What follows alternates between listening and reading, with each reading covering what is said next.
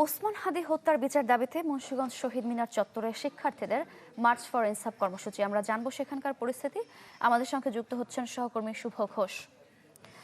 শুভ, শিক্ষার্থীরা কি বলছে এবং সেখানকার সার্বিক পরিস্থিতি জানাবেন।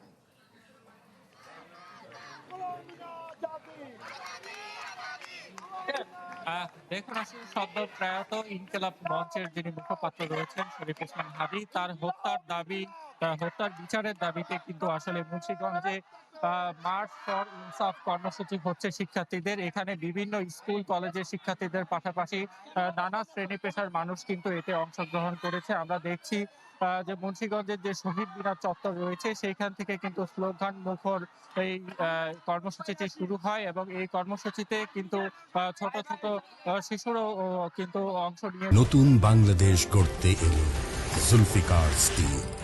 জুলফিকার স্টিল, ইস্পাত দৃঢ় অঙ্গীকার। এখানে বলা হচ্ছে যে আমরা সবাই হাদি হব, যুগে যুগে লড়ে যাব, এইসব স্লোগানে কিন্তু এখন মুখরিত হয়ে আছে পুরো এলাকা। আমরা এখানে যারা অংশ নিয়েছে সেসব শিক্ষার্থীদের সাথে কথা বলেছি। ছোট ছোট আমরা যদি একটু জানতে চাই কি দাবিতে মূলত আজকে আপনাদের এই কর্মসূচি? হত্যার আজকে প্রায় 1 মাসের উপরে হয়েছে, কিন্তু এখন আমরা কোনো বিচার পাইনি।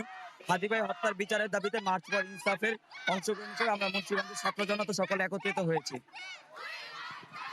আপনি শুনছিলেন আসলে শরীফ ওসমান হাদির হত্যার সাথে যারা জড়িত তাদের সর্বোচ্চ বিচারের দাবি জানানো হচ্ছে কর্মসূচিতে, এবং এই দাবিতে কিন্তু আজকে যে কর্মসূচি মুন্সিগঞ্জে হচ্ছে এবং এই দাবি শীঘ্রই আদায় না হলে কিন্তু আগামীতে বৃহত্তর কর্মসূচি এবং আন্দোলনের ডাক দেওয়ার হুঁশিয়ারি দেওয়া হচ্ছে কর্মসূচি থেকে। শুভ, ধন্যবাদ আপনাকে।